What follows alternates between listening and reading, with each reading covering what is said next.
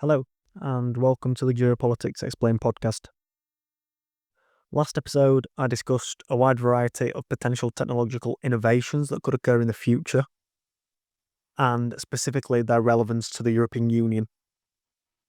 In some areas, the EU clearly sits quite far behind other geopolitical actors, such as the United States and China, but in some areas, they do possess clear advantages. If the European project is to be successful, then leveraging these advantages will provide them with some great tailwinds. For example, in the education sector, could artificial intelligence ensure hyper-personalised learning programs? Or in healthcare, could a pivot from reactive to preventive strategies see life expectancy rise even further? It won't all be positive if such changes do occur, as we discussed last episode in this potential hypothetical future. We could also see inequality grow within Europe, and the housing affordability crisis could deepen if further innovation contributes to more negative societal change. A small caveat before we dive into the details on today's episode. I'm aware that when we explore the future, it's largely hypothetical in nature, but I believe in exploring potential future scenarios, we prepare ourselves if such ideas do one day become a reality. Plus, the early signs of such potential scenarios will be presenting themselves in the present day today. And so it's in these signs and in these opportunities and these risks that we can find the biggest takeaways. So with that being said, let's dive into today's discussion, which will focus on the realms of education, labour, infrastructure, energy, shelter, and healthcare, specifically at a wider societal level. We've explored specific technological innovations that could occur and how these will affect the European Union, but technological change can be a driver of societal change. So what changes could occur in these important realms within the European Union as a result of innovation? Starting with education. In education, we could see AI tutors and digital learning widen the gap between digitally advanced nations and slower adopters within the European Union. But if funding is scaled based on digital adoption percentages, those with less digitalisation could receive more funding, and this could well level the playing field. Initiatives such as the EU's Digital Education Action Plan, or the pursuits of individual nations, such as Germany's Digital Pact Schule, could aid in this digitalisation. In a few short decades, artificial intelligence will ensure that learning becomes hyper-personalised and more streamlined. But to focus on some potential negative developments, brain-computer interfaces or immersive neurolearning could lead to a potential societal clash, as some reject such technology due to principle or a lack of access. Eventually, if current trends in education continue, the institutions of today will require massive restructuring, or they will risk facing collapse due to irrelevancy. Alternatively, they could merge with more efficient and knowledgeable AI systems. But what is clear is that the EU will struggle to define cultural identity and collective memory in this era of digital consciousness. Consent, brain manipulation, and brain capitalism will one day become key issues in ethics and privacy. And the education sector has clear ties and relevance to all of this. Moving on to labour now, and remote work will become more normalised, as will the gig economy. Eastern Europe will become more competitive as it develops, especially in services and technology. But the workforce in these countries will gain skills unevenly, and this risks seeing further rising inequality. Blue-collar work will continue to become more automated, and the Western European Union will pivot to economies of research, development, services, and creative pursuits. The East still risks becoming a digitally lagging area if not provided with the opportunity to increase skills. This is a consequence of brain drain, which we've discussed in the last few episodes, and this could remain an issue here if this inequality remains or worsens. Looking even further into the future, if this inequality remains unaddressed, we could see basic income schemes introduced. Thankfully, we already do have some examples of real-world trials of basic income schemes to look at, such as the trial that took place in Finland between 2017 and 2019. Some states may implement successful hybrid basic income models, while others may see inequality rise further and further and see their quality of life decline. This entire discussion surrounding changes in the labour market will also heavily depend on how fiscally cooperative Europe is at this time. Looking even further into the future, I hope creativity will be celebrated as a core human value as the world of work shifts from one of necessity to one of choice. But Europe's more developed regions could continue to face migration pressure from further beyond their periphery. A defining initiative in these changes in labour and in the secondary consequences of such changes will be the European pillar of social rights. Next, moving on to energy now. Smart grids and hydrogen will expand in Germany, the Netherlands, and Scandinavia. Coal phase-outs in Central and Eastern Europe could lead to heavy reliance on nuclear, interconnectors, natural gas, and crude oil, which the rest of Europe will also heavily rely on, just not as much as the East. Decentralised energy generation could one day reshape the lives of those who live in rural environments.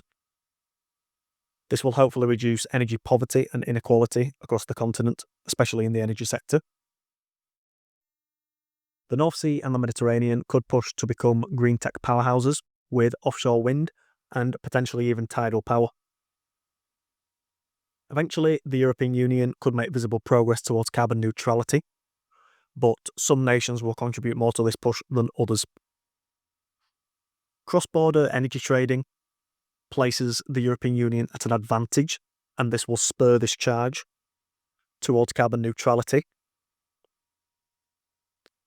But this is dependent on if their energy strategy is collective across the continent and not individualised from nation to nation. The Southern European Union will finally be in a position to limit inequality gaps through cheap solar, and Eastern Europe will take advantage of its mountainous regions, preferring to opt for wind power. One day, within the European Union and outside of it, we will see nuclear fusion decentralised power. National grids will dissolve in favour of individualised energy ecosystems. When it comes to food, precision farming, vertical agriculture, and climate resilient seeds will transform global food security, even if land continues to be bought and utilised as a tool of capitalism. Summarising all this in the energy discussion, I believe this could be an area where the European Union does emerge as a future leader. Moving on to healthcare now, and the digitalisation of healthcare will continue, with telemedicine and predictive diagnosis becoming standard in more and more EU states. However, funding gaps, if they remain, could limit the rollout to the Southern and Eastern European Union. Genome research and nanomedicine will lead to another sea change in healthcare, where strategies will now become preventative, not reactive. However, on a wider scale, access to this new and upcoming technology will remain uneven. These preventative systems will increase lifespan gaps between richer and poorer areas, with richer areas seeing their life expectancy grow more, and this will exemplify the inequality that in many sectors is rooted within the European Union. CRISPR, lab-grown organs, and programmable DNA will be key aspects of this preventative system. In connection to healthcare, data protection and privacy will become major ethical issues long before many of these changes occur. This risks growing into a major political battleground. In the long-term future, machine augmentation will create further clashes in society, as some people form tech resistance movements. Could mortality even eventually become modifiable? One thing is clear: if innovation continues in healthcare, we will possess more tools than ever to lengthen our lives, and the ethics of life extension and imposed societal population limits will dominate EU politics, as will enhancement strategies and eugenics. Moving on to infrastructure now, and smart cities continue to develop into industries that will be vital for the world of tomorrow, such as artificial intelligence and quantum technology. The lagging infrastructure development in the south and east of Europe could slowly improve, but since we've seen infrastructure build-out declining across the continent since the Great Financial Crisis, reversing this trend would require a direct effort. Still, the hyper-connected areas of Europe that we typically see in the West will continue to expand towards the east and the south. Technopolises will emerge as the EU's most hyper-connected cities sees efficient and productive trade for resources and necessities become a reality. Rising sea levels could reshape coastal cities and become a defining consideration in infrastructure build-out. Migration patterns will also continue to shift demographics and collective identity, and so will affect infrastructure build-out and where there is demand for infrastructure build-out. In the long-term future, these cities of the future will become climate adaptive and financially adaptive, ruled by tech-nature paradigms under quantum breakthroughs in cryptocurrency, finance, and computational science. The blockchain will change data forever, and tokenized economies will drive future changes in ownership. The final aspect that I want to discuss in today's episode is housing. Today, urban planning continues to attempt to optimize space, and this is leading to the rate of urbanization continuing to increase. However, at first, this risks raising demand even further because urban migration is driven by employment opportunities. This is an aspect that we also see drive migration in the European Union today, and if this worsens, then it will also be a key issue that the European Union has to tackle in the future. But focusing specifically on housing, as a consequence of this urban migration, the affordability crisis, especially in cities, could deepen, and this will deepen inequality along with it, and quality of life. One day in the future, 3D printed homes and artificial intelligence could solve scale problems and could accelerate innovation in wealthier regions. This will see older, lower quality housing lag behind in less developed nations, which will also deepen inequality on a European Union continent-wide scale. Property rights versus digital nomadism will become a key point of discussion, especially as today individual EU member states possess different strategies on digital nomads. Technology-enabled communal living could increase to tackle ageing populations, despite older generations generally rejecting such technology.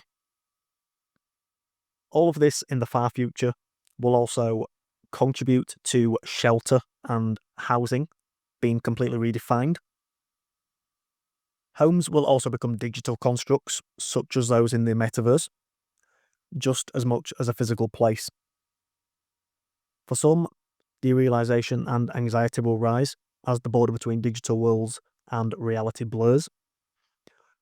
For others, they will reject such technology, preferring a life focused on the one real world that we are lucky enough to have. Now, I'm aware that many of these potential changes that I've discussed today aren't specific to Europe, but as the European Union is an incredibly ambitious project, it will face a larger challenge in making decisions to address these changes if they do one day become a reality. Also, if much of what I've discussed today seems too hypothetical, for specific sources and initiatives that support many of these potential scenarios that I've presented today, I included them in my discussion over on my Substack post from last Thursday. Typically, bigger geopolitical powers experience slower growth. This is because during normal times, there is less space to grow into, unless dramatic innovation opens up new gains to be had, at which point bigger geopolitical superpowers and technological powers are usually the ones who battle for market share. In this scenario, it's a scrap amongst the most technologically advanced countries in the world who becomes a leading player in these developing industries. Europe faces a problem here when compared to other geopolitical actors, in that their strategies can often be fragmented. However, the European Union could have a head start in some areas of innovation, such as regulation, clean energy, and quantum technology, but they will struggle with scale versus the United States and China, unless their entire system grows along with these elements of society. As I discussed in the introduction, these scenarios that I've discussed today are hypothetical, especially when we look further out into the future. But if Europe is to become a geopolitical superpower in its own right, we should be looking for the signs of seeds being sown today, and we should be looking at the potential opportunities and risks that face the European Union. It's in this idea that I hope today's episode can be framed. That's all for today. Over the coming episodes, I will continue to discuss the European Union, specifically in the realms of defence, demographics, and politics. Keep an eye out for those episodes if they take your interest. Until then, I've been Dylan. I'll talk to you next time.